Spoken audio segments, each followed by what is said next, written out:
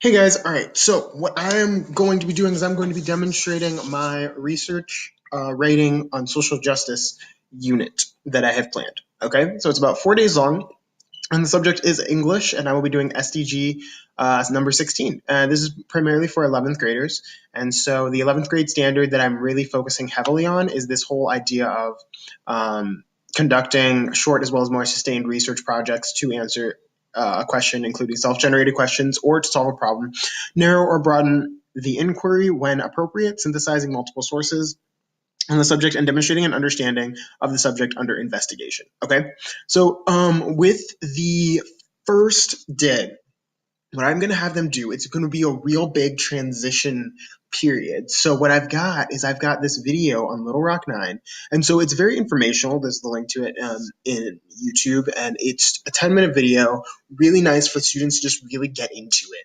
And then I'm going to have them take notes on what they find interesting about the video.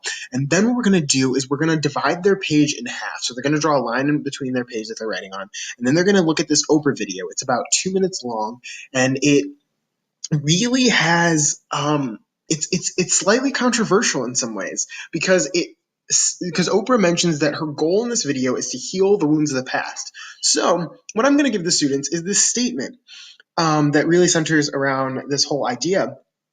The Oprah video of Little Rock 9 was an effective way to reconcile and heal the wounds of the past. So looking at that, they will write down whether they strongly agree, disagree, or strongly disagree with that statement. And so after they do that, then they're going to break into corners of the room based on who chose what side.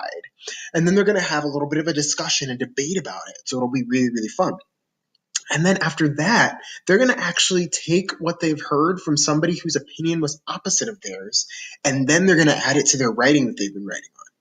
And then they're going to rebuttal it with more of their perspective. So it's really taking this whole idea of speaking and then writing, but it's also really working to demonstrate this understanding of this subject that's under investigation. So they're going to have to pay attention to the video, they're going to have to pay attention to the Oprah video, and then they're going to have to use both of those pieces to really work with this argument. So for that, what I do have is I do have extended time for students who are on IEPs or 504s. And then for honor students, I do have like an additional paragraph that would kind of work, just to give them something else to do that really doesn't waste their time, but really reinforces this whole standard that we're focusing on. And then moving on to day 2, what I've got, same standard, still going on here. And then we're working with research question writing.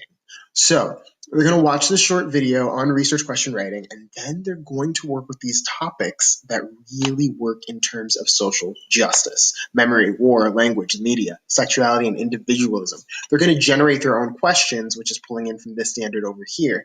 And so really what's happening now is a lot of this stuff that's going on is being pulled away from me and being put on the students. So that's where this whole idea of me supporting student empowerment, because I'm giving them this voice right here.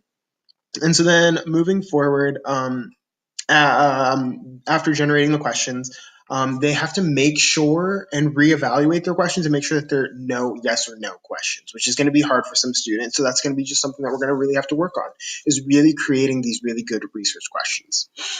For the upper level students, I'm going to have them really focus heavily on making citations. For the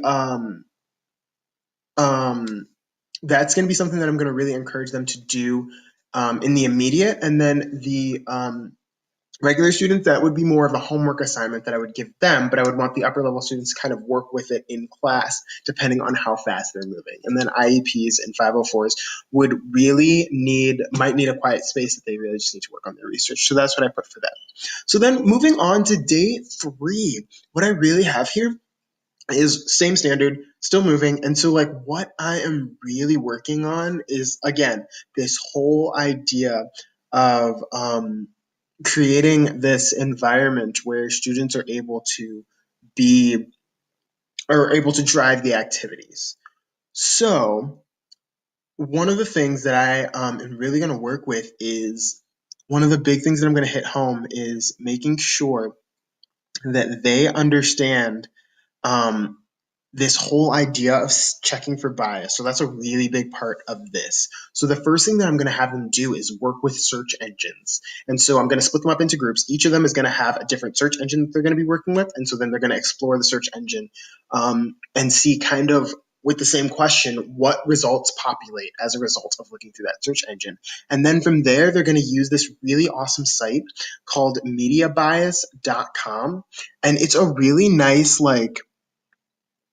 site that is used to report kind of where bias lies. So I did the New York Times here, and so I'm demonstrating that there. And so that's really what I want to open them up to, is kind of like looking at what causes this type of bias, because they have a high factual reporting, but they use loaded words that favor liberal causes. So that's something that I really want to work with the students and kind of show them how to examine bias and understand how a source can be good but still biased. And so then on the fourth day, what I'm going to have them do is really put their information into a Google Doc, which really sets up this information that they have. And so they're going to have their questions, they're going to synthesize their information, they're going to have the source title, article information, media bias, how it relates to your overall topic. And so like this whole idea of Google Docs is going to really be that whole use of technology to work with this assessment. And so then they're going to really, the summative part is going to be sharing their ideas that they've been working on for the past few days with the class and coming to a synthesis on what they've learned about these social justice issues and working with them in another country. So I do have a different varied method of presenting that information for students who are on IEPs or 504s.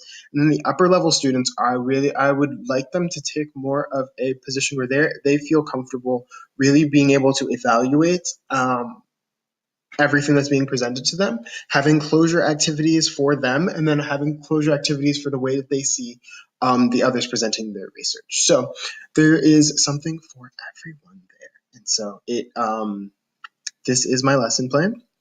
I hope you guys enjoyed it.